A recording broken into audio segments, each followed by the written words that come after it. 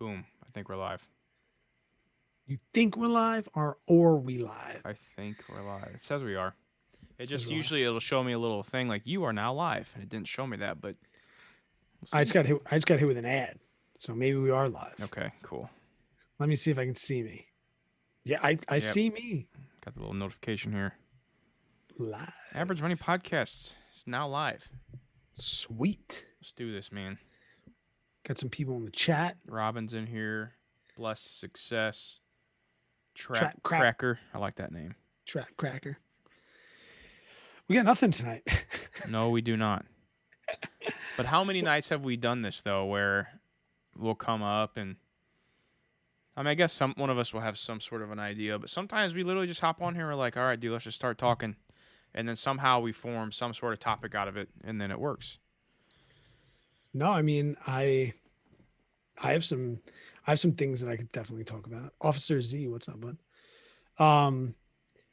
The one thing too, and I don't know if you saw in our Discord, like Ryan dropped some knowledge on the VA loan. Those two voicemails, we can bring those up and we can talk about those because they were really, really good questions as far as, people using the VA loan and like, what's the limit or like, what's the threshold of, man, I have the opportunity to put zero down, zero PMI. Mm-hmm. And I have the opportunity. How much of that should I take versus even though I have that opportunity available to me, should I still put 20% down? Yeah. Yeah, that's a tough one. I mean, I'm always gonna be a component of if it's a personal home, and I don't know if we want to talk about this for the content or not, but if I had the option to do a VA loan for a personal home to live in, I probably would still put 20% down. I think I would. Now, if I'm doing an investment, I feel like that's a little different for me. Now, there'll be people out there that disagree with me completely. But just something about that personal home, man, having the mortgage, it's not a cash flowing asset. So having a larger debt on something like that, just kind of like, to where if you can make it work with an investment that's paying for it, then by all means go for it. Make that money, bruh. Mm-hmm. I mean, do you want to listen to those two voicemails? Chop Cracker, I'll get to that in 1 second, bud. Do you want to go through those voicemails and just talk a little real estate tonight? Because I realized last week with the question, I pretty much had to ask you, like, where are we at with real estate? I'm curious to, talk about that a little bit. And we want to talk about the direction of the podcast and how that's going to be going this summer. Maybe possibly going down to one episode a week, mostly because, we are a 2-man show and it's the summertime and I'd be drinking. You having a beer tonight? I know you said you might want to take it easy tonight, but I got myself a red can. I, sir, am an hour and 26 minutes into a fast. Oh, okay. So no, that's a big negative for me, Ghost Rider. I'm drinking a nice little water tonight. I got to lose some of this. I remember when I was 30 and I gave a crap what my body looked like. So I'm with you. I get it. I got to do it, man. For those people in the chat that are in their late 30s or above, beer or fast, especially married with kids. Oh, dude, I'll tell you what. Give me those moves. I'll take them all day long.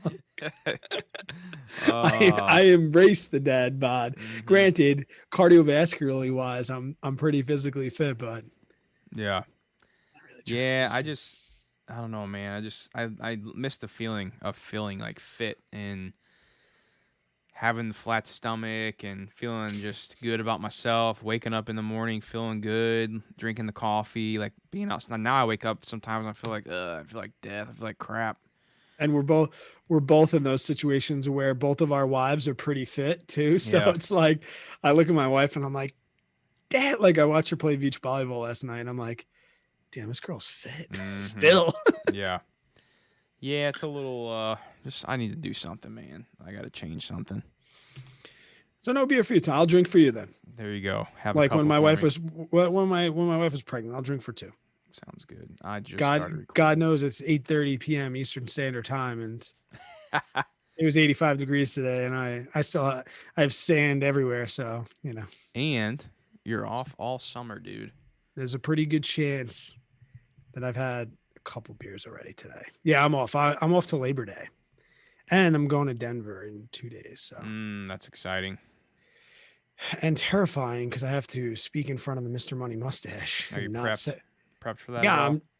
no. I'm just gonna tell everyone my name's JJ Buckner. Sweet. My wife Awesome. goes, "You need to prep for that." I said, "Why? I can talk money." She goes, "You need to prep for it because you only have 15 minutes, and if you don't prep, you're going You're to talk gonna for go eight for like, hours." yeah, that's true.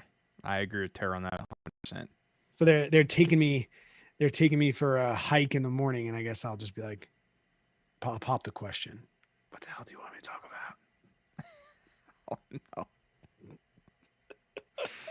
Oh And then man. the Tara goes, "Just remember, Brad, can't be drinking all day because you'll make an ass of yourself, but you'll make an ass of me and JJ." Very true. Do not be doing that. Good I'm God. I'm only wearing drink beer by stock shirts. Oh my goodness. Oh jeez. There are a couple questions coming in the chat. You want to answer those too? I think I'm chat first, episode second right now. Okay. Yeah, I agree with that. Let's do that. Spearson said, Spear said, "What's up? What's going on?" Trap Cracker, I know how much you guys love VTSAX. My 401k does not offer it. Would you guys be equally confident going 100% into VFIAX? Just as good. Same thing. Yep. S&P 500. Yeah. To be honest, and I've mentioned this before, so maybe I can kind of talk about this a little bit more in depth. I'm just going to press record just for S's and G's, just in case this becomes something valuable that I can put put into an episode.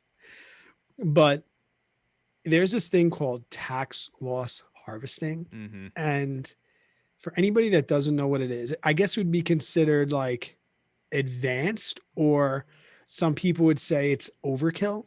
Okay, essentially, right? You pay tax on your net capital gain for the year, right? So if you have if you sell some stocks and you make $1,000 capital gains and you have $1,000 in dividends, you have $2,000 you got to pay tax on.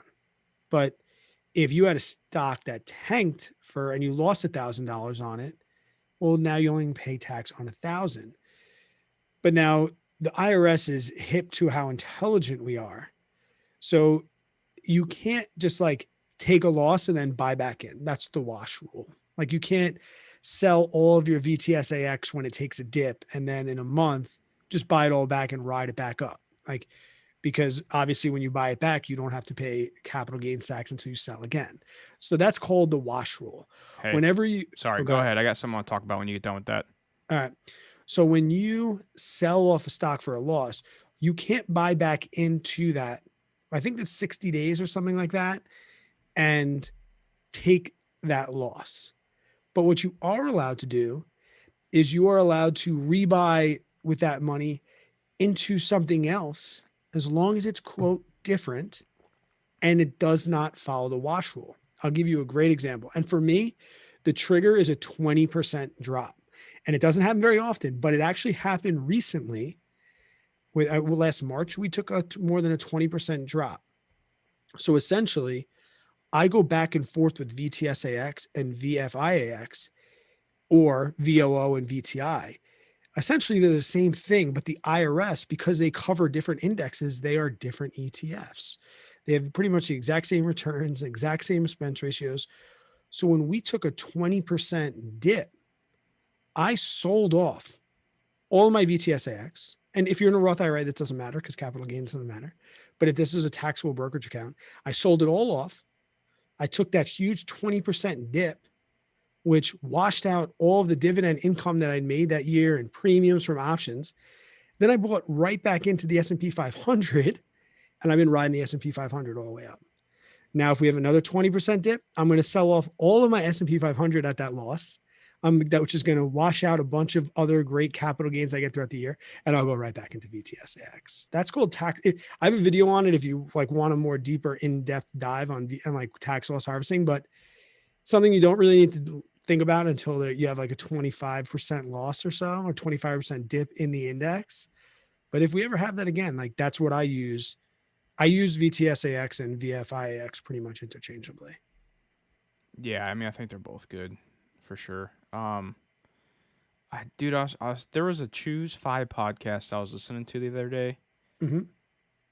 and as you were talking, I was trying to look for it, and I'm looking through their episodes right now, and I can't find it. I don't know if it was just one that I randomly, stumbled across. It had to do with and I thought it'd be cool to like you and I react to a couple things. I'd probably have to be more prepped for it because I'd have to get like an actual timestamp to play back some couple things. But there were some good points in there that I think you and I agreed with, but there was also some things that I was like, I wouldn't say I didn't disagree with. I may have just done it a little different. I don't know. I think it'd be a cool way to just get a different, like, little opposing opinion or whatever. I'm looking through them right now and I can't find it. Yeah. It'll be one I'll have to get prepared for. Yeah. Take a look. Cause I want to do, hold on. Chopper said that's genius. It's, I wouldn't say it's genius, but it's something that just not a lot of people know about. And another thing that's worth noting is, let's say you don't sell options or you don't sell anything and you see this dip, right? There is a cap on the amount of capital gain loss that you can file every year, but you are allowed to carry over that loss for a few years. I don't know what the cap is off the top of my head. And I only don't know it because I knew I wasn't going to hit it because I make so much in premiums and dividends. But if you don't have any other capital gains and you did this, tax loss harvesting, there, I want to say it's like, let's just say 5 grand just for a round number. And if you took like a $15,000 hit, you would get that $5,000 deduction on your capital gains for 3 years. So that's guys, these are all strategies and things that most of us don't realize. And this is how the rich stay rich, because they'll do it with, like, they'll take a 20% dip in Apple, right? And they'll sell off and then they'll just buy into another tech stock that has similar returns to Apple. And then they'll just wait and just rinse and repeat, and if they really love Apple, in 60 days when the wash rule is over and that stipulation is gone, then they'll just go back in, you know. I got. Go I'm ahead. gonna get back. Let's get back to the chat, but I think I got a Yeah, good idea for Monday. sweet. Blessed success said I got 62 left on my mortgage. I can't wait until it's gone. Ooh, nice. JJ, I remember when you had about 62 grand left and Yep. you were the it's one we talked about this with the debt. The closer you get to paying it Oh, off, the faster it goes. So it's so good. Feels so 62 good. 62K. I Who hope was that? that was Blessed Success said that. Oh, here it is. 62K left. I'll tell you what, blessed success. When it's gone, it feels amazing. You're about 6 months in, right? Yeah, somewhere around there probably. And what was your mortgage payment back in the day? With taxes and insurance around 900. Yeah. So you're at like almost 5 grand you've put in your pocket. Oh man, it feels good. It feels good, but I will do this, or I will say this. So I update my net worth every month. Yeah. I think you do it every quarter or something like that, right? I just did it quarterly. Yeah. So I do mine every month, and dude, I've never actually done this. I've always just kind of like eyeballed to get percentages, but I finally, for each line item I have to calculate my net worth, all my bank accounts, all my cash, stocks, real estate, everything, I did a percentage, and it actually was very eye-opening to me of how heavy I am and how little I am in other places. And I realized that I have way less cash than I thought I did compared to Okay. my like overall net worth. Mm-hmm. So that was a little eye opener because I always feel like I have too much cash and Right. like I got to keep unloading it somehow. I got to do something with it. But when I actually looked at my percentages, I'm like, oh wow, I think I was like under 10% in cash. So And we just spoke last week about how I'm a percentage Nazi. yeah, I don't look at percentages as much as I should. And after looking at them, I was like, oh wow, this is actually, I mean, it really was eye opening. Like Lindsay's up here doing, we were looking at it. I mean, she was kind of doing her own thing, but I was like, baby, you come look at this.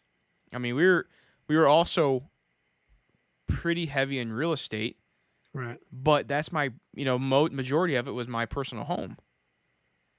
I love percentages because they're a level playing field. Yes. Like it doesn't matter how much money you have. Yeah. If you said to me, Brad, my net worth increased by 8% this month, that's a much easier target for me to reach for than, hey, Brad, my net worth went up by $7,000 this month. And Mhm. I'm like, shit, mine went up by 3,000, but my net worth might be so much smaller than Mhm. yours that my 3,000 might be a greater increase percentage wise than yours. Yeah. And I did that with budgeting. I try and break it down to percentages, and especially when I explain things to people, because numbers, as far as like actual dollar amounts, can seem intimidating, but when you break it down into percentages, I think you said it well. It's just eye opening. Well, yeah, that's why I thought I was so much in cash when I'm really not. I mean, I could probably feel I've looking at those percentages now. I'm like, wow, I could actually be not bad. If I save a little bit more money in cash in the bank, because I like having cash in the bank. I do. I just always feel like having the cash just sitting there. I'm like, oh my god, I need to do something with this money because I can't just let you always hear savings are losers or savers are for losers or whatever. Yeah. And I'm like, I gotta use the money. I gotta do something. Well, now it makes me feel a little better to know if I got a little bit extra cash sitting there, I'm based on the percentages, I'm all right. And that's the same as why people, when they first start budgeting, they get their eyes open because they're like, I didn't think I was spending that much on food. I didn't think I was going out to eat that much. And then you see that number right in front of you and you're like, damn. Yeah. Are you recording right now? I'm recording my end. Okay. And all I hear is, Well, I'm about to turn this off because I just recorded.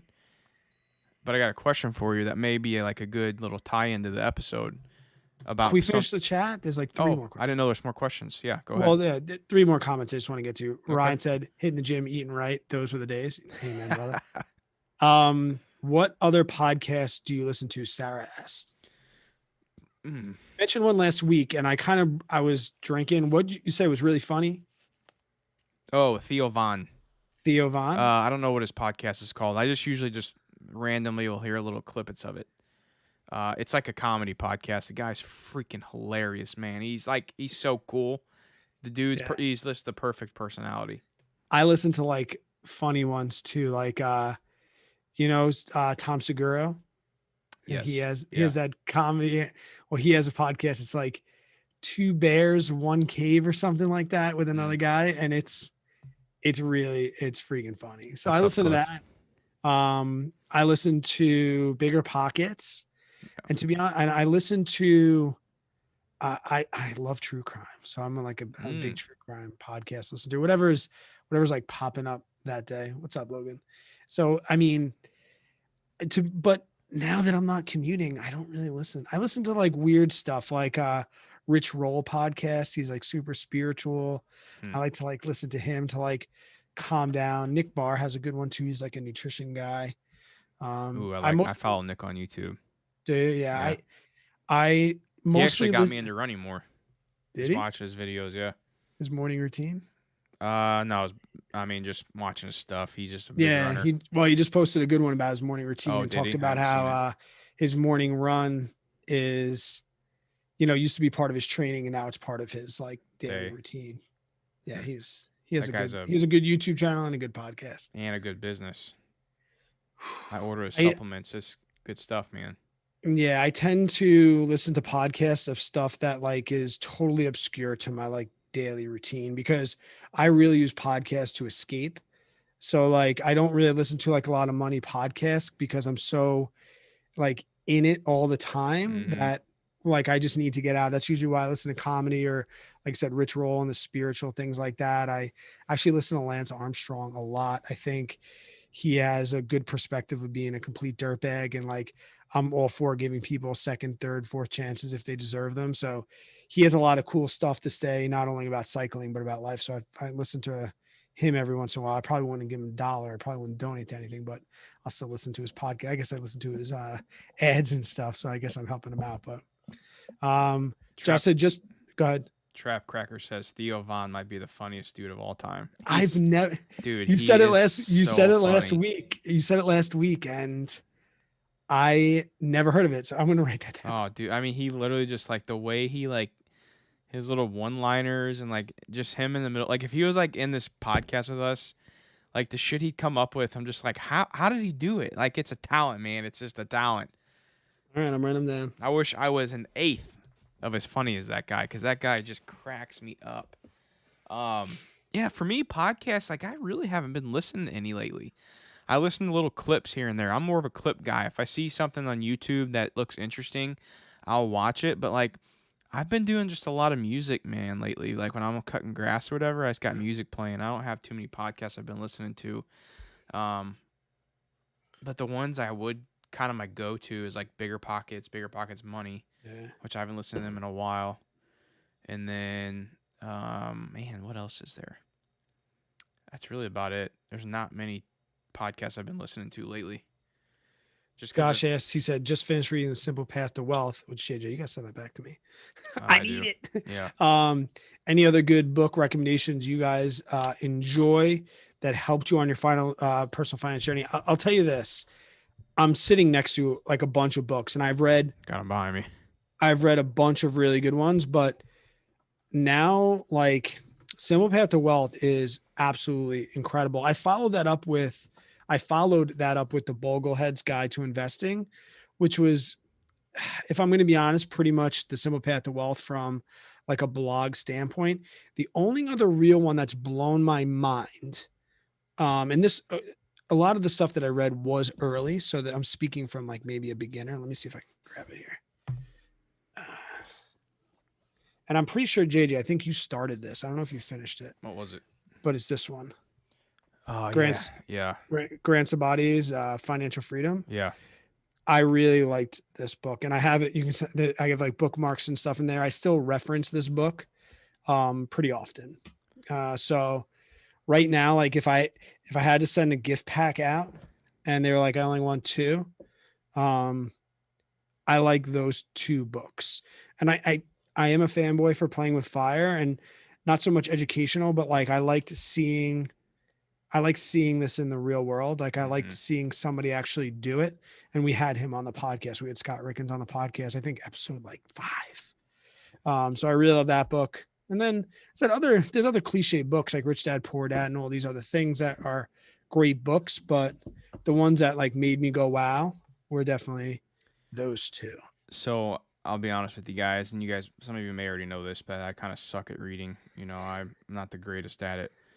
But it's one of my goals is to be able to try and I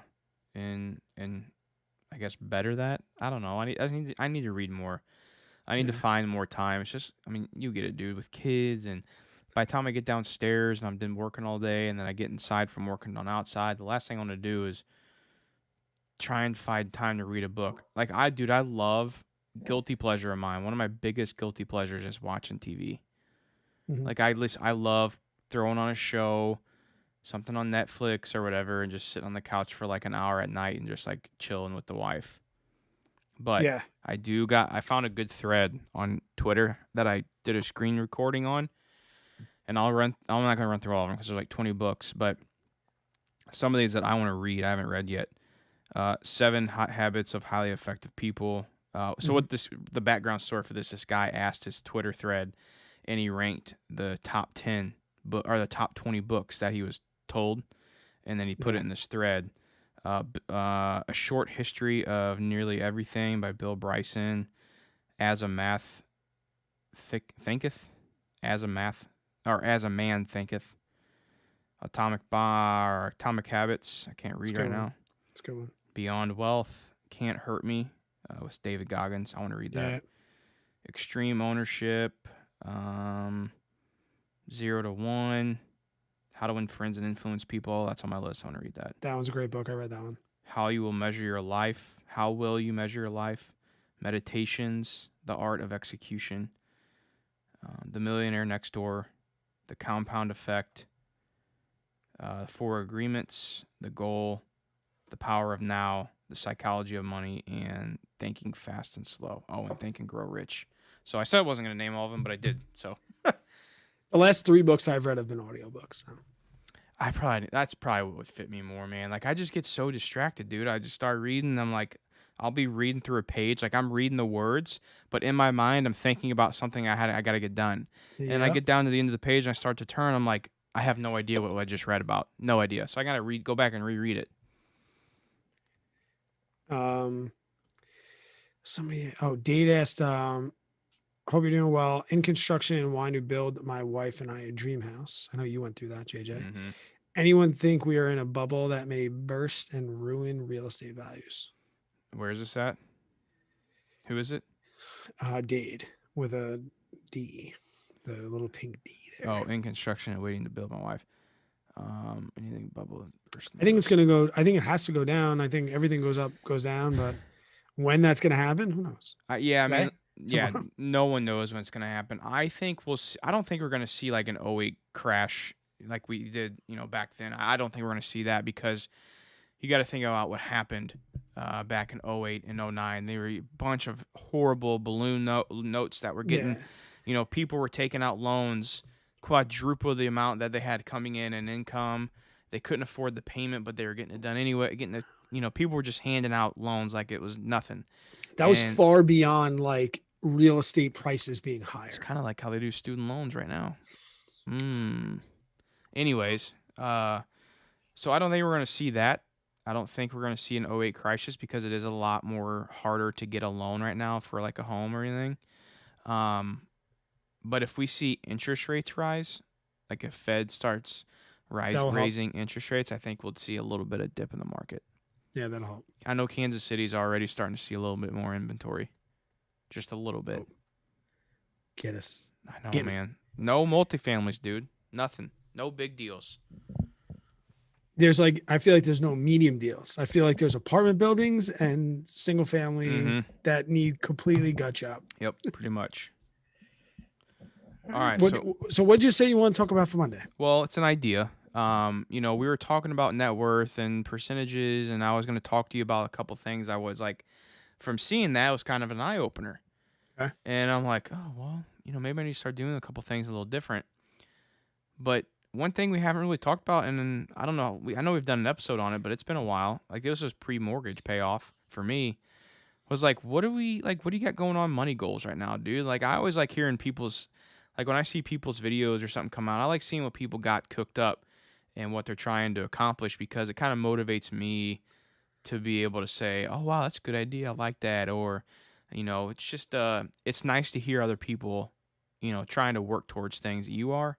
So, and I mean, we can start recording now if you want. I'll let you decide that when you're editing it, but maybe I want to hear like, what do you got going on, dude? I know you had the kitchen stuff going on. Looks like that's almost done if it's not completed 100%. Like what's you want to like go you want to like go inside each other's minds of like what we're thinking about with money every single day. Well, yeah, pretty much, dude. And like, what's like what when you go to bed, you're like, man, I want to get this done. Like, what are some of those goals? And I mean, let's start the conversation too over at the Discord and the Facebook group. If you guys are listening to this on the recorded version, let us know. Let us know what you guys got going on goals wise. Do some of them match up with me or Brad's, or do you got your own? I want to hear some more. What's the word I'm freaking looking for? Creative goals too. I like hearing those creative goals, not just some boring old goal that probably JJ will come up with. There was like, oh yeah, dude, we already heard that 600 times.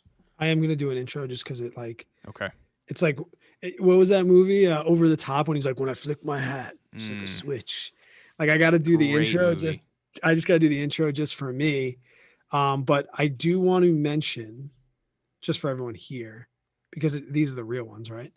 That we are thinking about like cutting back on Fridays a little bit, just because we're just busy and we're a 2-man team, and it's becoming late nights on Thursday where we're going back and forth trying to get it done. Not to say it doesn't make it fun, but we still have to balance work, life, pleasure, and all these other things. And we started to realize that, especially going live every week, that we can kind of shoot the ish and answer some short questions. I love what we did last week when we took a question and did a voicemail right there. Yeah.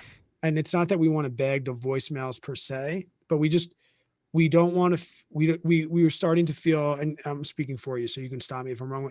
We were just starting to feel that pressure of got to get a video out every Monday, every Friday, every Monday, Yeah. every Friday. Got to get a same on YouTube. Like gotta keep my Monday, Wednesday, Friday, Monday, Mm-hmm. Wednesday file. Like I and you kind of mentioned it because you were like, hey, like you tend to be a little bit more level headed when it comes to like a full perspective. And I was like, yeah, like it's up to you. I'm on board. And I think it was that might be something that like we might skip this. I'm gonna be because that was the other thing too. You were in Hawaii. I'm going Yeah. away. Yep. We both have some personal shit that's going on in our life Yep. that's like made this week very difficult. And I think the conversation started because we said like, how the hell are we going to get a Friday episode out? Mm-hmm. You and I both have family engagements tomorrow night. And then Thursday I leave for Denver. Yep. And it was like, okay, we'll just skip Fridays. And we're just like, man, Well, well, but if Fridays happen occasionally, I think Fridays will happen. But I I would much prefer like if we can consistently do a live stream every week and then let a Monday out.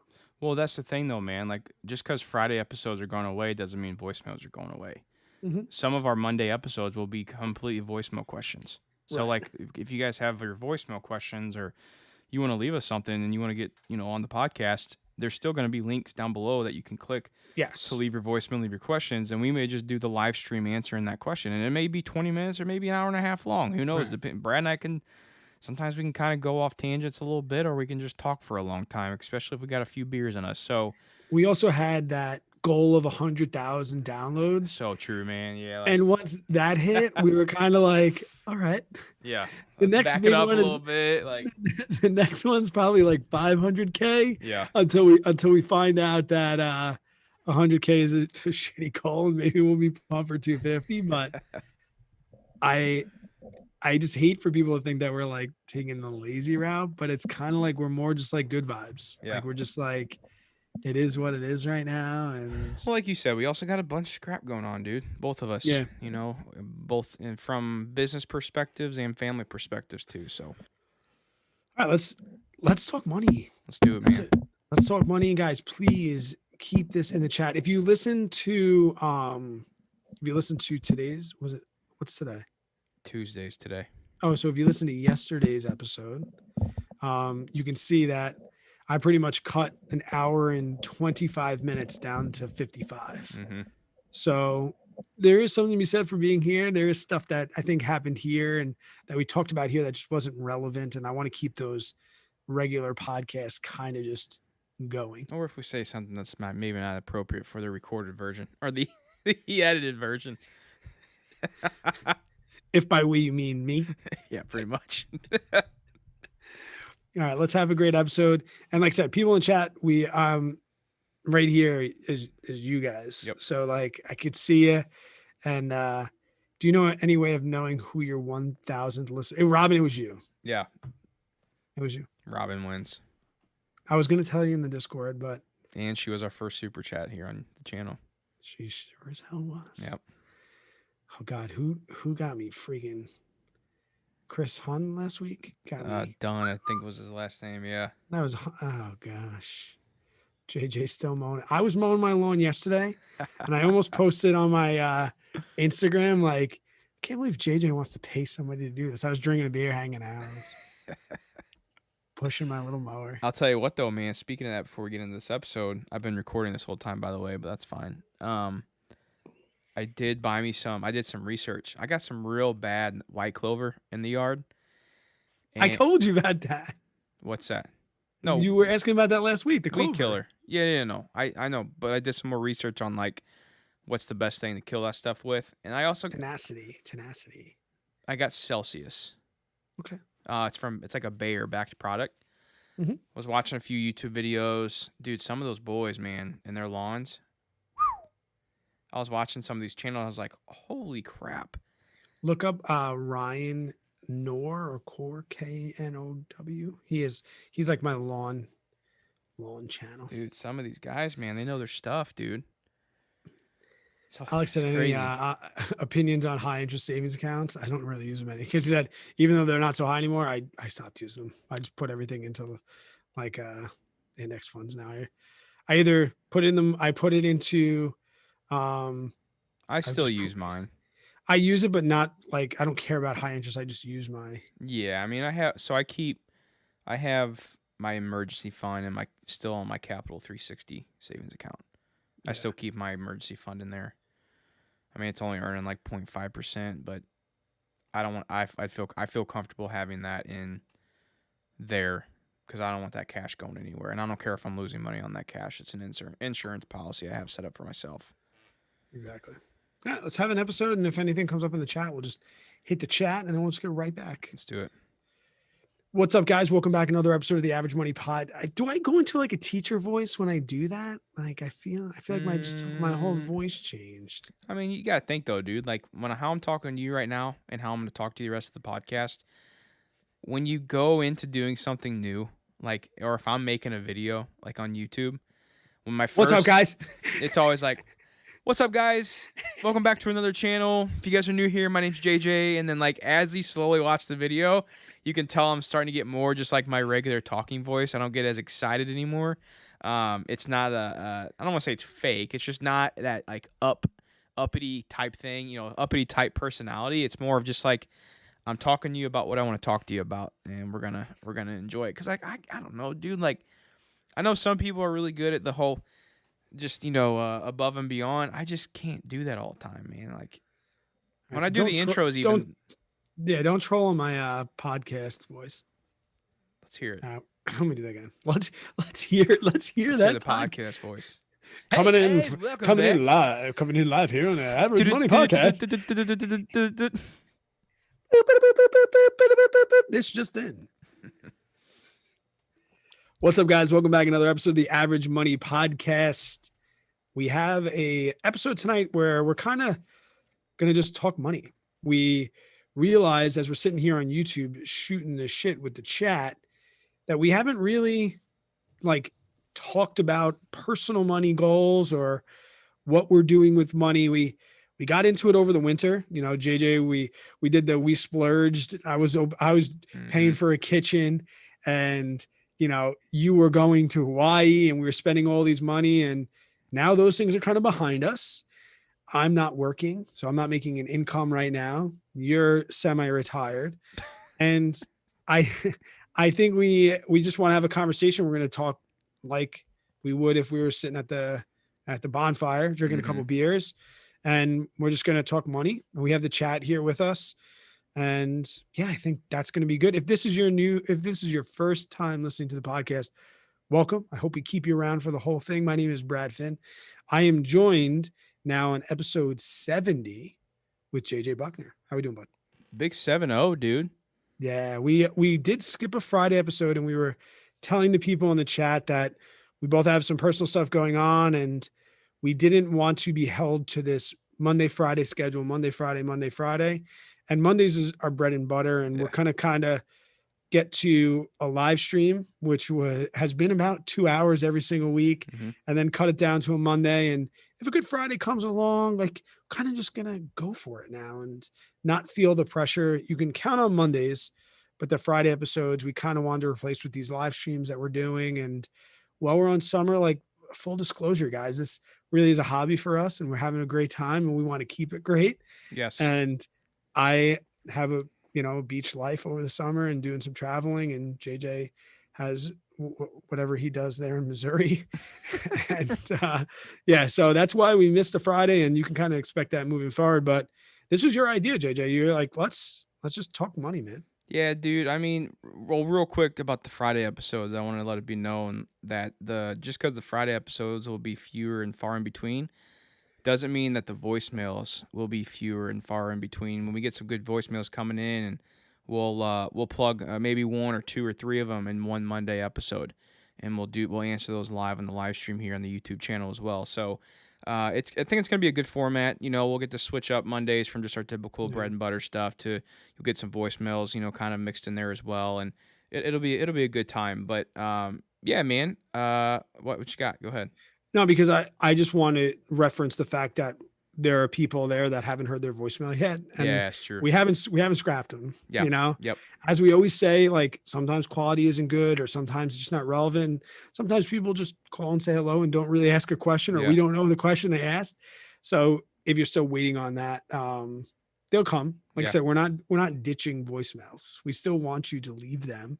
We're just going to incorporate them more into general conversation type podcasts. We spoke last week about how since you've been back from Hawaii, we like just shooting the shit, man. Yeah, it's fun, dude. I mean, I feel you get a little bit more realness out of it too.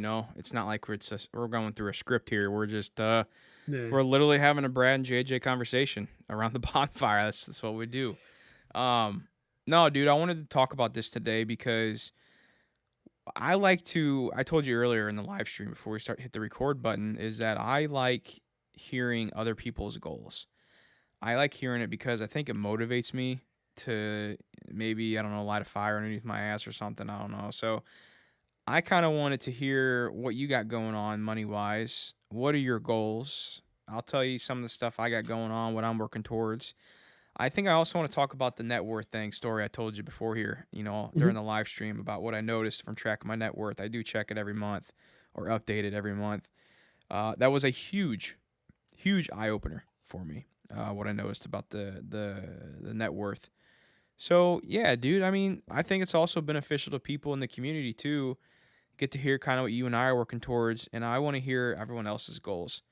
If you guys want to head over to the Facebook page or the Discord, join the Discord, and links down below in the description for that, or the show notes, whatever you want to call it on the podcast.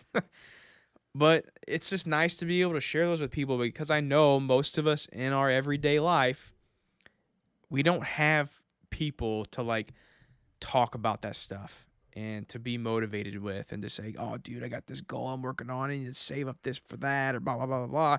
Mhm. In our everyday life, no one gives two shits about that. No one And we're gets, giving people, yeah, and we're giving people the opportunity to hop in the chat and have that conversation, even though they're yeah, like not directly like on the Zoom call, but like, yeah, we can. do They a at little least know couple that, name shout outs, dude. yeah, they know that we can have, that they could be here with us and have this conversation because the more the merrier, you know. Yes, And we sir. don't know everything too. I mean, the amount of times I learned things, I talk about this in my Discord all the time. The amount of things I've learned from my Discord, it's like I should be paying them sometimes. No doubt, dude. Yeah, there's definitely some smart people in there. So, okay, let me ask you this then. Last time we Okay. really kind of talked about this, Mhm. it was more like you said of the splurge stuff, It wasn't necessarily goals, which I want to hit on some goals here too, but Mhm. it looks like you and Tara got most of the kitchen and stuff done, which looks amazing by the way, Thank even you. though I think you probably put a little bit more work into it than what you thought originally. Well, that's what I was going to ask you. I was going to start in the same spot. Like the last time we really talked money goals, we were talking about splurging, and I was going to ask this: like, did you go over budget in Hawaii, or did you guys stay pretty where you wanted to be? You know, um, we didn't really have a budget, man, to be honest, which that's like a sin saying on a financial money podcast, Did but you get home and you were like, yikes? a little bit, Really? yeah, I mean, yeah, a little bit. Um, but Lindsay and I also told each other, we're like, when we're on vacation, dude, like we're not in budget mode. Right. But being over there for 5 weeks, we had to be a little bit in budget mode because, like, when you're on a week's vacation, like, how much can you really spend and hurt the pocketbook? But when you're over somewhere for 5 weeks, it's a lot easier to do those dinners out every single night that add up because you're on vacation and eating in an expensive area. I mean, yeah, there was some couple of conversations Lindsay and I had. We're like, hey, let's just maybe eat in the next couple of days. We've been hitting that swiping that credit card a little bit too much. Well, I'll answer your question. Yes, I went very over budget. But I want to like I think that I think this is worth noting too that like going over budget, I was hoping you were gonna be like, yeah, we blew the doors off. And I'm not saying that I blew the doors off with the kitchen, but here's some things that happened with the kitchen and the bathroom. We had a number in mind. We kind of like laid it out, but we also gave ourselves like a little bit of wiggle room. And as we were making decisions, we had to make some financial decisions, and some of those were like yes, and some of them were no. Other ones where I had to say to the guy that was doing the work, like, "Hey, I want this done," and he was like, "It's going to cost this amount," and I was like, "What if I bang in a day of work and I get like most of it done?" So I think one thing that happened, I told you this, I've called you venting about it 100 times, is I did way more work on Yeah. it than I thought I was going to have to, but I did that to, be in a position to do things, because there's also like, I'm not a No, I designer. remember saying, I'm like, dude, why'd you hire this guy? And I was like, I don't know. It's just, I mean, like every time I called you, you're like sweating your butt off in the bathroom, cleaning stuff up, pulling things, putting crap together. I'm like, I thought you hired somebody to do all this. So did I. But the one thing was too, like, you're going to do the kitchen and bathroom. If you've never done it before, you don't know. And then the guy would be like, "Oh, have you ever considered doing this?" And you're like, I'll give you a great example, like the little shower niche. I didn't know what the F he was talking about, right? And my wife was like, "Huh?" And then he like showed us a picture. Boom, Tara was on Pinterest all night long, and now we needed a shower Oh, niche. yeah. So, and I'll say, it's great.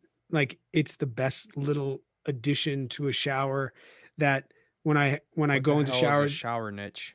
So it's like the built-in shelf. Oh, It's like a okay. square Yeah, where yeah, like yeah, you could yeah, put yeah. all your bottles and stuff, Yep. as opposed to what I used to have, which was like it was down on the corner of the tub, Mm-hmm. or we'd have, I think you have one of those things in the corner that Yep. goes like tub to ceiling. Yep. And that's how I always like lived. And then I didn't realize that when I went to like hotels and stuff that had shower niches, I'm like, oh, this is pretty dope. Mm-hmm. And I definitely didn't know what it was called. But there were just things like that where he was like, Brad, I do bathrooms all the time. Like, you should consider for a couple $100 doing this, or you should consider this type of shower head, or you should consider this type of toilet, or you should consider this type of vanity. And then in the closet, and then in the kitchen, it was like, well, you can have regular drawers, or you can have those nice soft closing doors. And you're like, what's the difference in price? And you're like, then it gets to the point where you're like, I'm spending 40,000. What's another Might as well spend. $1,000? Yeah. Yeah. Right. And that happened a lot, but it was okay. And I didn't lose sleep over it because I did not go into any debt. And my wife and I, we said it to each other. Great point. We said this to each other. We said, hey, we can keep doing these additions, but this is the pool of money. This is the pile of money that we have. Yeah. And when that's out, that's out. Because we were both very on board. We knew this was probably going to happen. We were both on board with, here's our budget for this, and we're not going to go over, because we're not going to jeopardize vacations for fancy showers. We're not going to jeopardize gymnastics camp and beach camp and going to all these other places. We're not going to sacrifice our other money goals, which we'll talk about, just for a kitchen or a bathroom. All said and done, you got the updates that you wanted. Are you happy about all of them, or are there some you're like, we probably didn't have to have that? I don't think we did anything that I really thought was extreme. Like, I'm looking at it now and I'm like, we didn't need to do that. But I'll tell you this, we did know, like, he showed us for shower doors. Like, we always thought we were going to do something, like, we didn't know if we were going to wrap in glass. We didn't know what we were going to do. But when he showed us the different options and they were different price points, we said, ooh, that's the one we want. And it didn't fit into our budget. So right now in my bathroom, it's just a tub where we just give our kids baths down there. I have another bathroom so we can shower there. But instead of going with something that we didn't necessarily want, we, quote, didn't finish the bathroom. And now we're going to resave to get this shower door wrap glass thing that we want. But no, I don't think there's anything. Well, no, it's good though. It's definitely not done. But we kind of like ran out of money. We're like, oh, we need to save. If we need the shower niche now, we're going to put that in. But that means that we're not going to get window treatments. And that when we had our 4th of July party, we had to stuff a towel in the window so people could pee and the people in the pool couldn't see the people peeing. Yeah, we did that. Window treatments. What do you call them? Blinds. What? I feel like we've had. I just had yes, we have. We've talked about this before. Never heard of these damn things called window treatments. We have had this conversation before. What are you doing? You gotta take care of it and Well, now you. massage it and treat it. And I mean, I guess now you know I wasn't trolling you last time when I said window. That's what I called them. oh But my god. no, there was nothing Uh, that there's nothing in there that I think was like over the top extravagant. I will say that like here's some dumb shit that like we added that I didn't think like when you make everything nice and brand new, other stuff starts to like stand out. yeah.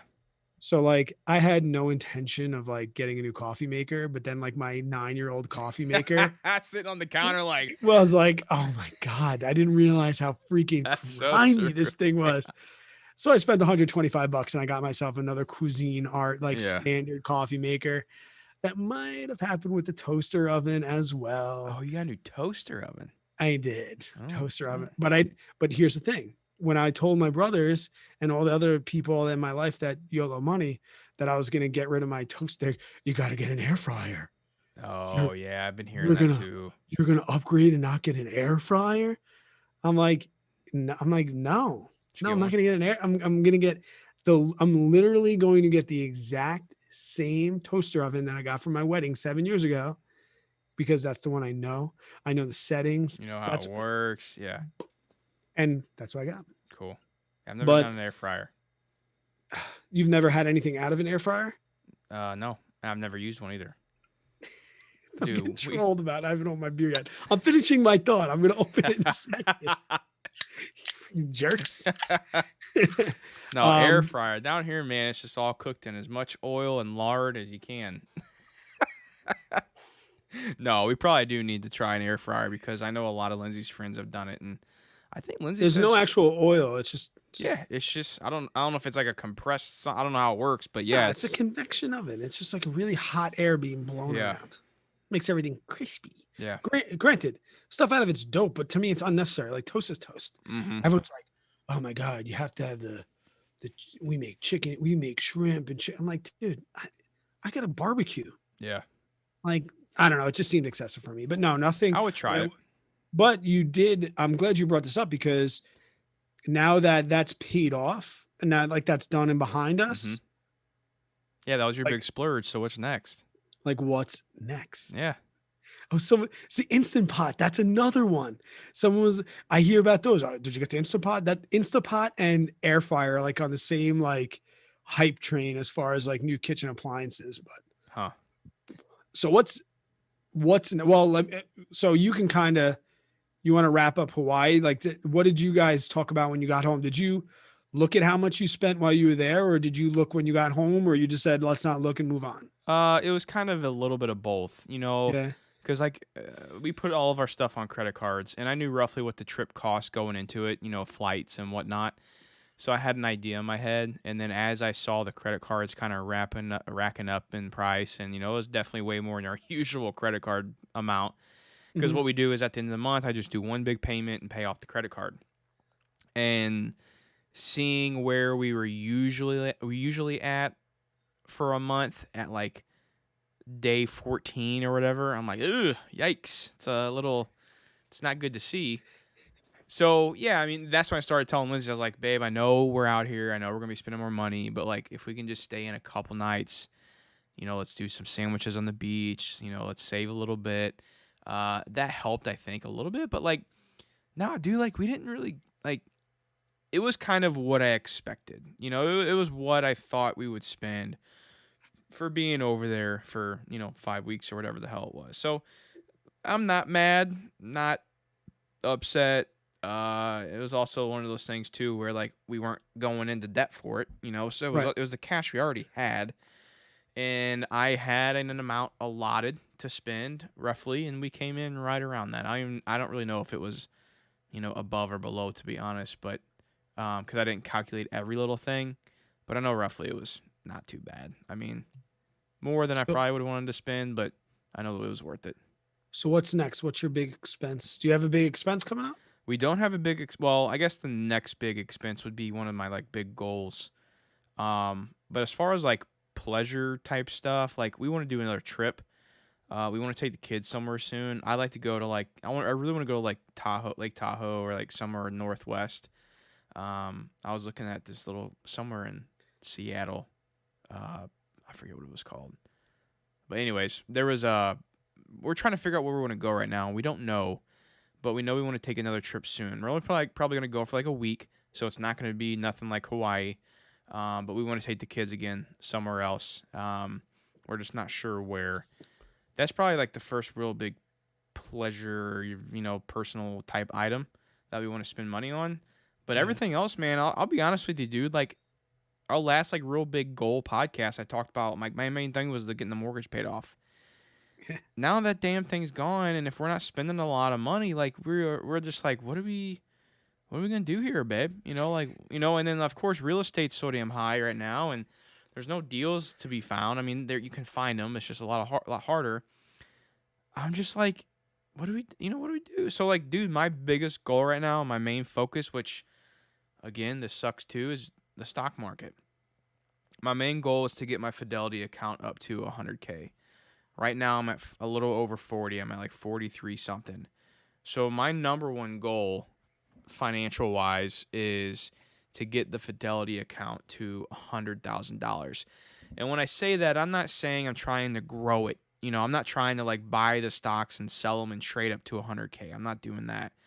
I'm just talking about buying positions and keep adding enough money in on a monthly basis to where I can build that account balance up to $100,000. And however much it grows until then, or if it doesn't grow and goes down, which I'm honestly hoping for because that means stock prices are going to be a little lower, then I think that's my biggest one. Is just getting to more of the brokerage account. But with me saying that, that kind of leads into something that made me choose that decision. And Brad, you and I kind of talked this already on the live stream, but so as you all know, I track my net worth every single month. Brad, I think you do yours every quarter. I do. Tracked my net worth about, what is it, the 6th? I always do it on like the 31st, 30th, or like the 1st or 2nd. So a few days ago, tracked the net worth. The wife was up here with me in the office, and we were kind of just talking about things. Well, guys, I did something that I don't know if it's a shock or what, but to me it was kind of, I never looked at my percentages. I was so focused on like growing the number up that I wasn't ever really focused on exactly what my percentages look like. Now, obviously, like my net worth's not like, I'm not over that $1 million mark yet. So I can get a general idea of like, okay, I got X amount of dollars when in real estate. I got X amount of dollars in cash. But whenever I'm looking at the numbers, just like when I look at how much cash I have in my bank account, I'm like, man, that seems like a lot. I just feel like I have too much cash in my account. Maybe I need to do something. So I'll start putting more into real estate, or, I'll put more into my stock account or whatever. Well, what I did is I did everything on a percentage. And how I did this was, I have my line items, how my net worth spreadsheets, I have in each line item for every asset. I have like my personal home. I have every bank account has its own line item. I have all of my stock accounts has its own line item, everything. So then in the cell next to it, I calculated my overall net worth for that month, and then I just divided each line item by that, and that showed me what my overall percentages was, and then I categorized them to real estate, cash, stocks, and there's something else I can't remember. But anyways, I was looking at those overall percentages, and I'm like, oh wow. It was like eye-opening, man. I realized two things. One, I don't have too much cash in the bank. If anything, I could even keep a little more in there. I think it was under 10% in my cash position. And I was thinking with me, like just looking at my cash numbers, like everything that, how high everything is right now, stocks, real estate, everything, like I would feel comfortable being about 25% cash. I really would. Let's say 20. So that tells me right away, well, hell, I may be better off just saving a couple more dollars and leaving it in the bank. And then whenever I see an opportunity or something, I have that cash in the bank and I don't have to go sell off a couple stocks or do whatever. So that was like my first real big eye opener. But then what led me to focus more on this 100K in Fidelity was noticing that those goal percentages, my stock amount, because I separated like retirement funds and like my just like typical brokerage accounts and those percentages. And I noticed that was relatively low compared to everything else. So I was like, well, maybe that's where I need to focus on then, because I do that in my portfolio sometimes. Like when I'm looking at my stocks, I'm like for instance, Clorox is like my lowest equity position in the portfolio. I bought a couple more shares of that just to kind of bump up that equity a little bit. So now I'm like, okay, stocks are actually, and my taxable brokerages are actually pretty low on my overall net worth. So I want to focus more on that. So now my main goal right now is to get that Fidelity up to 100K as soon as possible. It's funny too because I always talk in percentages, and whenever I ask you, you're always like, I don't know. Like even when I'm like, I'm the guy that's like, my index funds are 80% of my net worth. My speculative Mm-hmm. investments are 8% because I do that. And I was mentioning before we went live that I love the percentage game because it allowed me to it's easier. I hate to use the word compare because I never compare well, I can't say that. I'm human. I compare myself to other people, How but dare you, Brad? but but when I compare myself to other people to see how I'm doing, it's much easier to go by percentages than it is to go by Can a I say dollar something amount. on that real Yeah, quick? yeah. I see, I totally get where you're coming from, but this just actually just popped in my head right here. The bad part about comparing yourself to people that you can compare yourself to are most likely doing what they're supposed, typically they are good people you'd want to compare yourself to because they're probably doing some things right if you know roughly what their net worth is. But I I feel mean, I know you would agree with me on this. Probably 90% of the people out there, they don't know what their net worth is, and you probably don't know what their net worth is either. So you're not really getting a good comparison. You know what I mean? Like you're comparing to like the elite level versus like if you just took your like 10 friends in your circle and then you guys compared everything, I bet you'd be looking a lot not happier or a lot better off than most of them.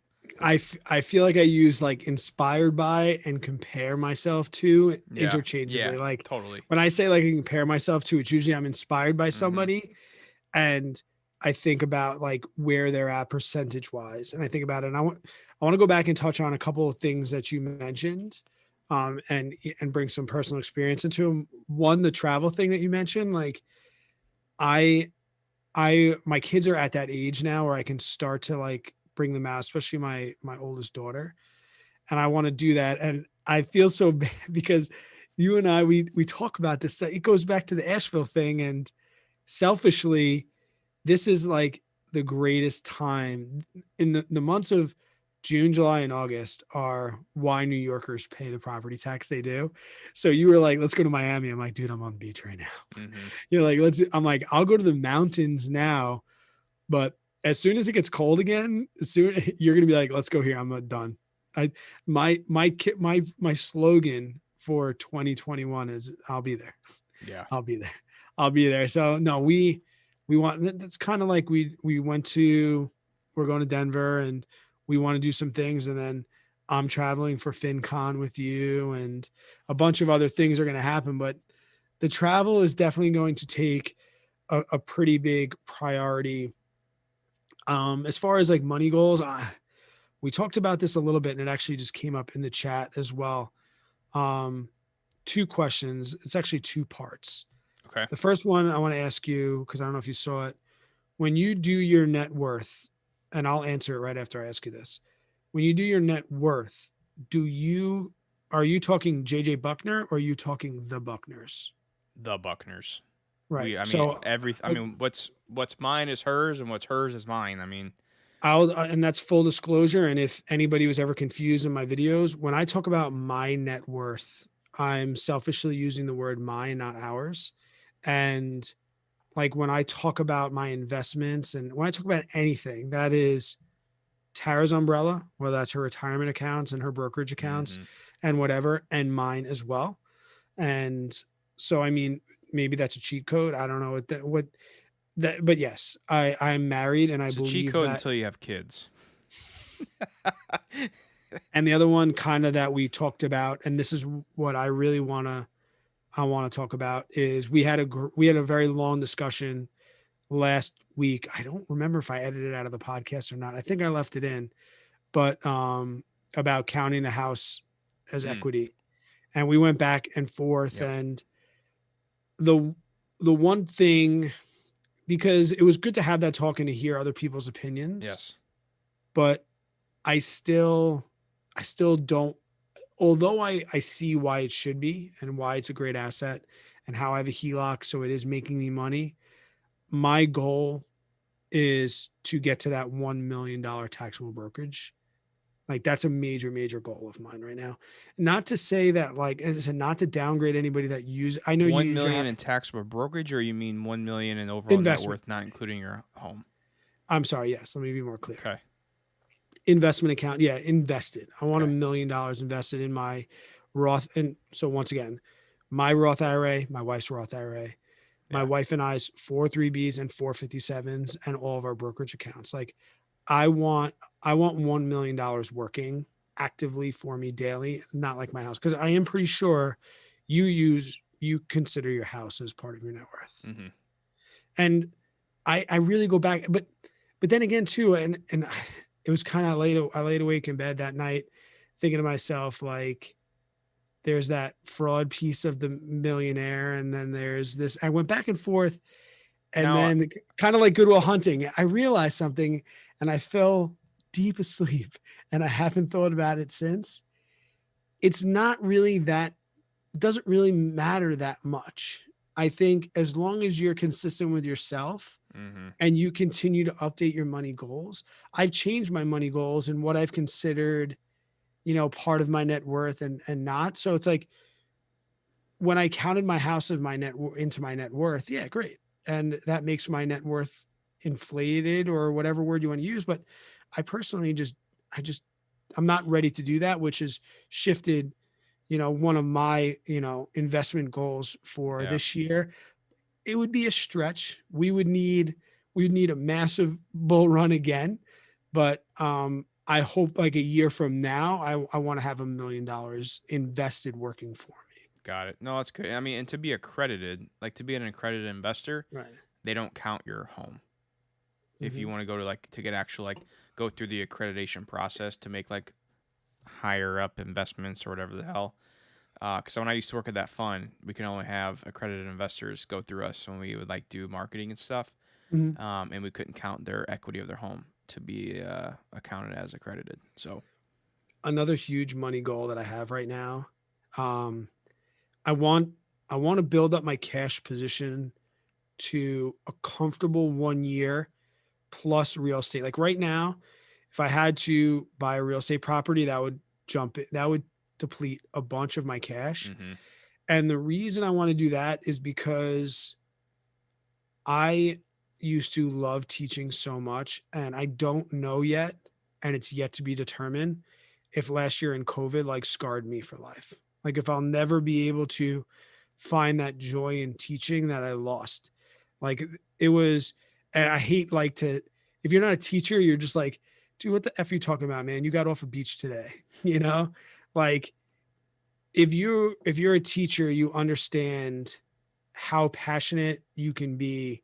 It's not just a job. Like I love my students. Like I love them. Not all of them, but I love them. They enrich my life. I have students there's students in my Discord that my Discord members don't know about that like found me randomly, and I'm like, here's access to my Discord. Mm-hmm. Like, dude, you were my chemistry teacher 15 years ago. And I'm like, you're old now. Like, let's have a Wow. beer.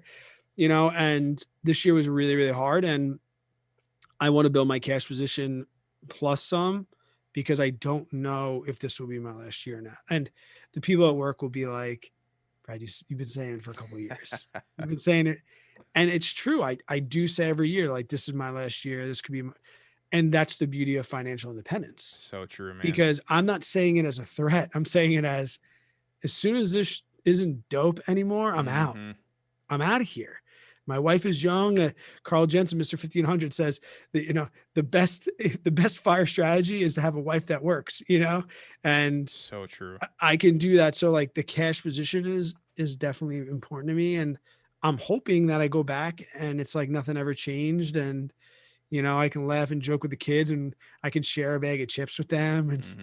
things like that. Or Well, like, let's be honest too, though, man. Like I know like on let's look at it on like a financial type perspective. You're not supposed to have all this cash in the bank. You need to have this cash working for you, la di da di da. But I'll be the first one to say it.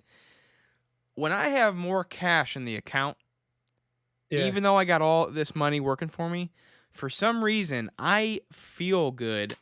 I feel just a little better. I don't know what it is, but knowing that cash is right there in the account, The there's reason I something wanted to, about it makes me feel a little bit more safer. yeah, But still, like you're still putting money in accounts and for investing or whatever. But just having that extra little cushion, you're like, oh, it feels nice. the real reason that I want cash too is because I believe so much in the 4% rule. And I also believe that the markets will drop. And I don't want to have to touch that nest egg. Like Mm-hmm. my year of cash is to handle a year of the markets being down. And could the markets be down for 10 years? Yeah, whatever. But if the markets dip and I'm trying to live off the 4% rule, I want to try and live off the 1% rule for a year and deplete my cash and then build up my cash after that debacle or things turn around in the markets. And I don't need to touch that initial nest egg. Yeah. That's okay. That's like you mentioned before, it's your insurance policy. My cash is my insurance policy. Mm-hmm. It's, oh shit, I went over a budget 10 grand on the kitchen. It's not on a credit card. It's not here. It's not there. And could I have sold off some stocks to like make that happen? Yeah, but why? There's just no reason to not have a little bit of cash around. I Yeah. have very little. And right now, my cash, it has a name. It's not just sitting. Like I like to be able to tell people if I need to buy, somebody comes to me with a real estate deal, I like being able to tell somebody Mm-hmm. I can write a check for this amount. Yep. I can bring you this. I can write a certified check for you today for this amount. I don't have to wait for something to clear and then a process. And then I can write you that check today because we're learning right now in this market with real estate. If that's one of your goals, that's a big deal. Yeah. You know, if you have to wait for funds to clear, that could be the make or break. You know, we were literally discussing with your real estate agent like hours. Mm-hmm. Like she's like, you need to let me know ASAP. And you're ringing my phone up like, hey, we need to do this. We need to do this. We need to do this. You know, It's crazy. the another money goal that I think came up in the chat as well. I said I was going to get to it. So many people I'm writing in the chat, like, I'll get there. I'll get there. Is consolidation of my brokerage accounts. Mm. And we talked about this a little bit in the episode and how my dream and my goal of one day is to have one brokerage account. And I know that it will never happen, but it's getting out of control for me because as we just mentioned, like for every brokerage, for every Robinhood account I have, for every Webull, Moomoo, Publix, my wife has one too, you know, because whatever, like my challenge portfolio in M1, that's Tara's portfolio because I needed another brokerage. Yeah. And I wouldn't mind this year, or it's definitely a short-term goal of mine. Like consolidating a lot of those. Yeah. I've been doing that. I have. So public, I've sold out of everything. And I'm waiting on some like rewards to go through. Once that gets like approved and I can pull it out, I'm deleting that. And the only reason I'm doing that is because I know my main brokerage is Fidelity. That's going to be the 60-year-old JJ I still have my Fidelity brokerage account with. My Robinhood, my top two will be probably Fidelity and Robinhood. Those are kind of my main focuses right now. Fidelity, real quick fun fact here about Fidelity. I just did this. I opened up a Fidelity credit card. I get 2% or yep. So after you said it last week, I looked at it. So 2% cash back I get on all my purchases. Fidelity automatically will turn those reward points, that 2% cash back rewards. They will automatically deposit that into my brokerage account. And I already put everything on my credit cards anyways. Right now I use Chase Sapphire, which is a $95 annual fee, and then I use Chase Freedom. I already told Lindsay, I said, once we get everything organized and like, because we got a lot of like reoccurring stuff on our Sapphire card, right, I'm taking that off and I'm going to put on the Fidelity, which by the way is no annual fee to use. And then I'm going to be canceling my Sapphire card, and I have to pay the $95 annual fee. We still have quite a few points that we're going to use for travel, But I told Lindsay, I was like, I would rather be earning the cash rewards going to my brokerages that's going to actually earn me more money instead of just having reward points sit in an account, not doing anything, not making any money. That I would rather just go buy the traveling whenever I get there, let my money grow and work for me on these reward points instead of just sitting in the account like they're doing now. And she was kind of on board for it. So that's our next goal. And I also got a Bitcoin credit card coming in that I'm excited for too. Yeah, the BlockFi one's not Yeah. available in New York, but Yeah, it I sucks. I looked at that. I looked at that because after you said it last week, I was like, "That's awesome," and I was for the same reason that I want to downgrade my brokerage accounts. I didn't open it because I have like, man, I have like 10 freaking credit cards, and I just do not. See, I've canceled a few lately. Oh, see, I mean, the ones with no fees, I just keep them open because it's good for my credit score. But like, I have credit cards, I don't even like know where they are. See, that They're that would stress me the hell out. they're just like in my fire safe. But Yeah. because I use right now, right now I'm working hard on my main like credit card is a Capital One Venture card, which does have a fee. And when that card's under a year old, the ones with fees I get rid of if they don't renew them. But like Capital One Venture card, they have cash back as well. And I guess I could, the way I was thinking is like, I guess I could take that money, I could take those rewards, turn them into cash, invest them. So I see where you're going, kind of like when Bank of America did keep the change. They were the first one, kind of like Acorns does, and like takes and rounds up and they put it in. You're getting a 2%. And I know I'm gonna sound like a hypocrite because I troll on people that troll on me for this. I'm thinking to myself, like, how much money do I really put on a credit card every single year? And is it worth me having another credit card to have to juggle to get just 2% back in a brokerage, especially with the amount of money that I'm dumping in weekly to my brokerage account? Yeah. See, I mean, I use one or two credit cards for all my expenses, so I know I'll get the rewards back. Isn't it the worst when you use a personal credit card and then you think later, shit, that was totally a business tax expense? write off? Oh, for sure, I man. hate when I do that. You can. I actually, You I can. put my business card like in the front of my wallet now because so many times I'm like, damn it, So that was a write off. so what I've done is I just credit myself. So I will transfer money from my business checking account directly to my personal checking, and then whatever that exact amount. Let's say you go spend like $30 on a dinner, and it somehow was related to YouTube. Let's say it was $32.86.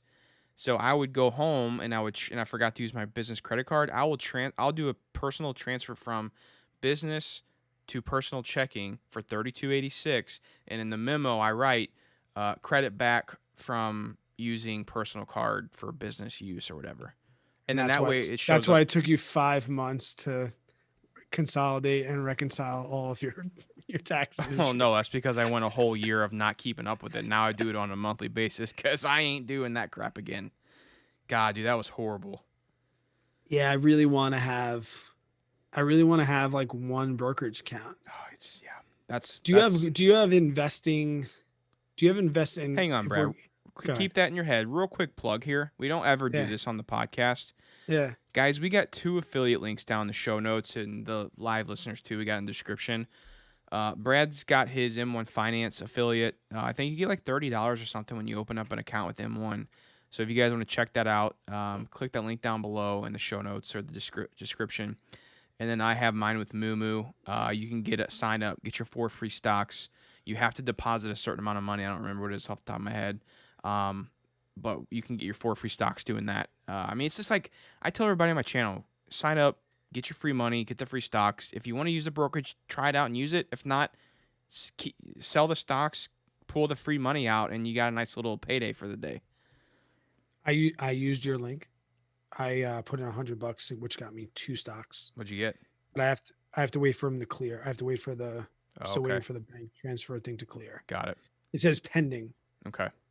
Dude. But yeah, I used your stock. Hopefully you get the Google. Dude, I can't believe I got Google. See, but like in the terms and conditions, it says like up to $1,000. So I don't know if yours was like an affiliate one that allowed you to get that much more. Yeah. It was Yeah, probably an because mine affiliate. says up to $1,000. Now, granted, I'll take $1,000. Heck yeah, dude. I know somebody messaged me on Instagram and they said they got I think it was like 60 something dollars worth of stocks. I mean, it's $60 for nothing, just to Take sign it. up. Get out if you Yeah, don't like it. yeah. Do you have and and if we're talking like too personal, you can just veto it. Yeah. Do you have like a certain amount of how are you handling putting money into the markets? Do you have like you know me, I'm pretty regimented. Mm-hmm. I like to put money in every single week Yeah. and deploy. I'm an M1 finance guy. I like just putting it in and knowing it. Do you do you put money in when you have it? Do you have an amount of money you like to put in every month? Are you a lump sum guy? Are you a dollar cost averager? How are you handling like putting money into investments? So right Because you now, mentioned like the $100,000 goal. Like, are you able to say, I have X amount in my account. I know I can put in this amount of money every single month. I should be at 100,000 this day. Cause we've talked about this, how I have like graphs for yeah, everything and yeah. I extrapolate everything from my YouTube subs. Like Mm-hmm. I know what day I'm going to hit what. And I did it with the Yep. 100,000 downloads and I was off by like 2 days. Yeah. And like, I can pretty much pinpoint when I'll have like that goal of $1 million in. That's why I said it's going to be really really close with the end of this year. It's definitely going to happen, you know, probably by March of next year. But how are you handling that? And then I'll kind of talk about what I do. So right now, I don't have a plan at all, to be honest, man. I don't put in a certain amount every month. I don't have like a reoccurring investment going in, which I've thought about doing that. I've thought about setting a certain amount of dollars just to automatically go in like the first of the month or something. Um, so I'm trying to. I don't really have a good way. It's really of just a. It's one of two ways I do it. If I have the extra cash in the account, I just throw it right into Fidelity. That's right. That's the first place it goes. See, before But how often are you checking that? Like when are you saying to yourself, oh, I got some extra money in the account? when I get paid, Okay. when No, I because get it, I when I get a I sponsorship deal paid out, or when I get YouTube ads, get my check, on the 21st every month. That's usually when I'm like, okay, I got some more cash in the bank now. What am I gonna do with this? And usually it's deploying some of that into the Fidelity account. yeah, because with your career, like your income is not consistent. So Not at all. it's hard for you to make consistent investments Yeah. when like I will say that is very very like good for me. We got to a point this year where pretty much my teaching salary and Tara's teaching salary were pretty much savings Mm-hmm. and we were pretty much living off of side income and all passive income streams, which Yep.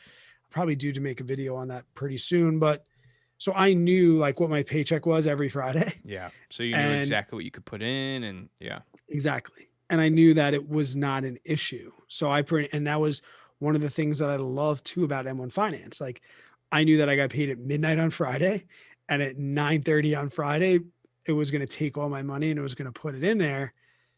Do you think how if you had a more structured like like payment getting paid if you had like biweekly or weekly paychecks, do you think you would be more regimented on automation, or are you just by nature like a fly by the seat of your pants kind of guy? Um, I go back to when I was working construction, and I think I was still putting money in just whenever I felt like it. Because usually I was putting money in whenever I would see something I want to purchase. Because like my Roth and stuff like that, I would, that was kind of either a lump sum or I knew I had my $500 a month going into that, so everything extra was going into the brokerage. So I would say if I had more of a, exact amount of money coming in every week, yeah, it would probably be nice to know that like, okay, I'm going to put 50% of my check in this account. That's what I'm Right. going to do. Um, but I also still know myself, and I like those when I'm looking for something and I see something I want to purchase. I like being able to throw that money over and be like, okay, let's do this. Let's throw 2 grand in the account on a Wednesday afternoon. I'm gonna make this purchase or whatever it is. Along those lines, and along those lines of your eyes being open with the percentage of your net worth, Mm-hmm. how are you choosing where to deploy your money? And do you look like I look at percentages, my percentage in index funds, my percentage in growth Mm-hmm. stocks, my percentage in dividend stocks? How are you managing that? So my retirement accounts are almost, I would say around 90% are in VTSAX. Right. It's my Roth, my wife's Roth, my wife's 401k, my old 401ks, all that. As far as my taxable brokerage accounts go, I'm trying to get a position built up in VTI to be overall 50% of the taxable brokerage. Okay. So if I get 100,000 in this Fidelity account, I want around 50,000 of it to be in VTI. I Okay. want the other 50K to be in individual stocks. And then when it comes to growth and dividend stocks, it'll be more of, I don't know, man. It really just depends on what I buy. Like, I'm really trying to focus on dividends and getting that income boosted up for the portfolio. But if I find some good deals on some growth stocks, then I'll be buying those as well. I'm not too worried about the difference between dividend and growth. Right. It's more along the lines of what do I see as a good buy at this time. And How did you then come up with the 50% VTI? I don't know, just felt right. That's fine, right? I Go with just your felt gut. I just felt right. Like, usually you can't beat the market every single month unless you're just some legendary investor like Warren Buffett or whatever. And I don't think I can beat the market every single year. So I think a good chance for me is I know 50% of my portfolio every single year will track the market. And the other 50% of my portfolio, if I think I got a good chance I can beat the market on a consistent basis, then I feel comfortable enough testing that with 50% of my portfolio. And right now, for the past, since I've been really tracking how I've done to the like S&P 500, I've beat it every year. And then Fidelity, what I like about this with Fidelity is in their performance tab, it compares you to all the major indexes. Yeah. So you'll see on like a month basis, a day basis, a month, I think a 3 month, a year to date, a year and 5 year, and then 10 years. And they compare your percentages of your portfolio return versus all S&P 500, Dow Industrial, Dow Jones, all that. So then I can see how I compare to those percentages and those percentage returns. And right now I'm outbeating them by like 3% or something like that.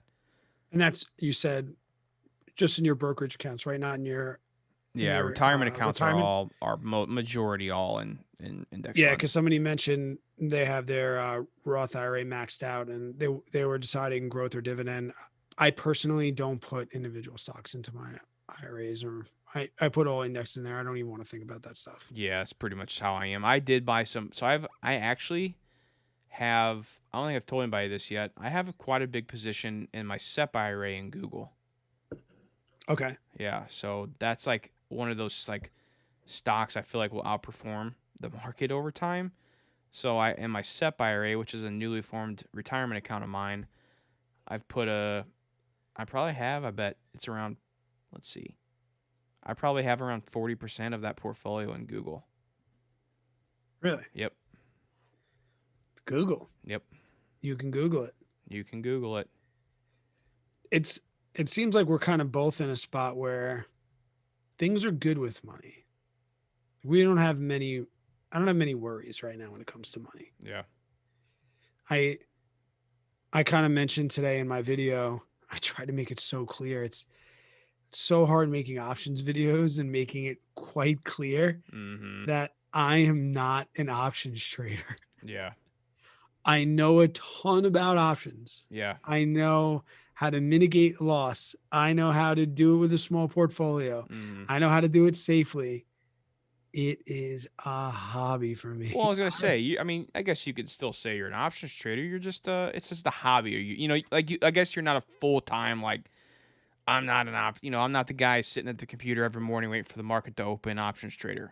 It's why I still refuse selfish, or I'm very thick headed on, like, I couldn't care less about technical analysis and charts Yeah.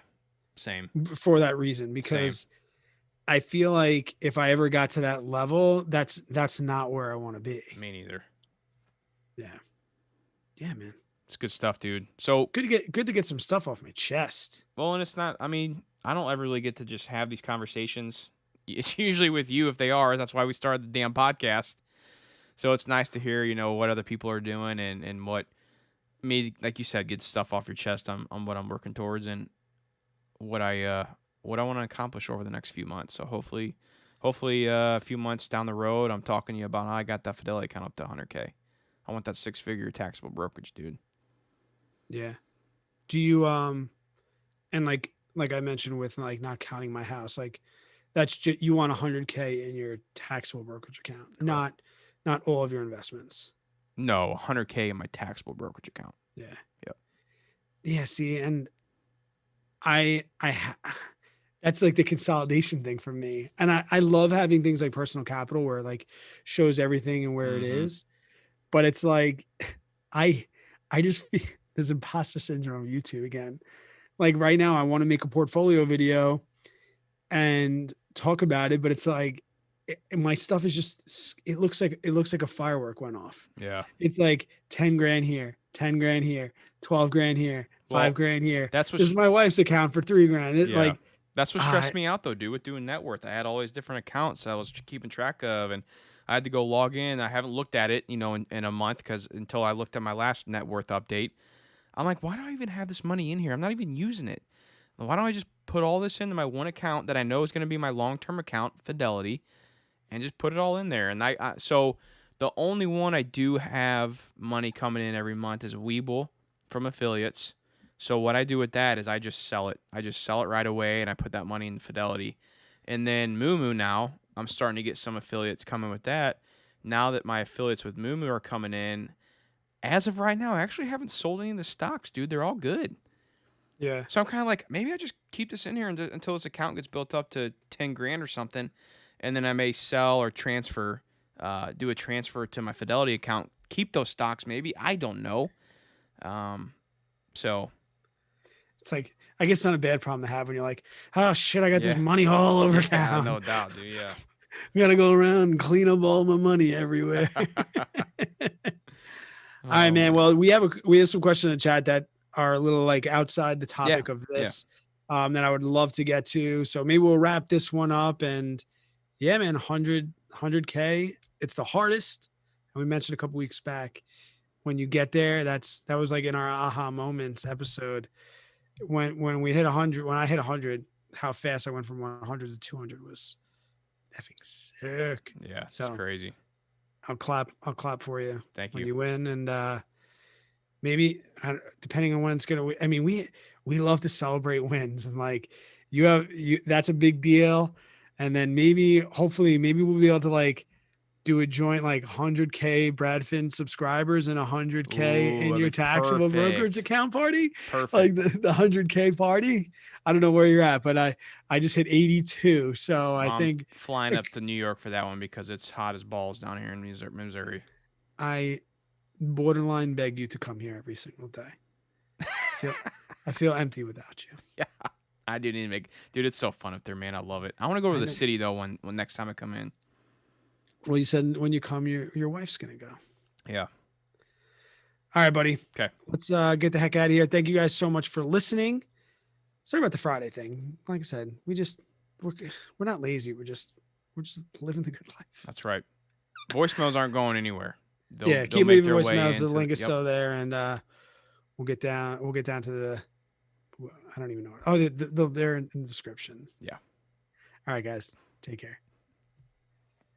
All right. I'm dying up here. I gotta put Dude, this it's a air little on. warm down here too for me. Holy cow. We got wicked storms coming through right now, so I have all my windows closed.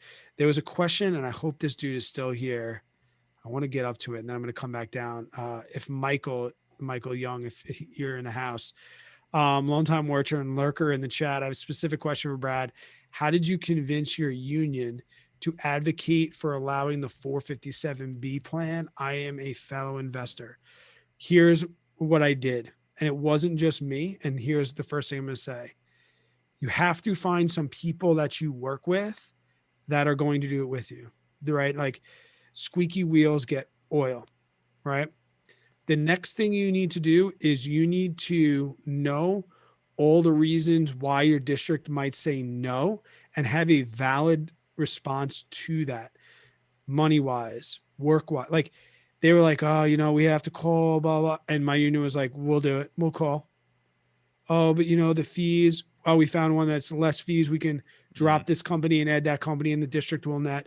Like, we knew we had a plan in place, and we kind of like presented it to our district and our human resources as like a business plan. Like, we went in and when you start talking to your board about ways to benefit teachers, keep them around longer, give them a feeling like, we pretty much went in there and we said, hey, the New York State Deferred Compensation is offering this 457B plan. Here's how it's great for teachers, young and old. Here's how it is helps advocate against the terrible pension system that's just been put into place. This is going to is so rare. It's going to keep teachers in this district. This district will not be a stepping stone for teachers. Little things like that. What are they going to say? Like, no, F that. We want this to be a stepping stone. We want our teachers to go look for, like, we just went through and we made it about the teachers and how with having happy teachers will make happy districts.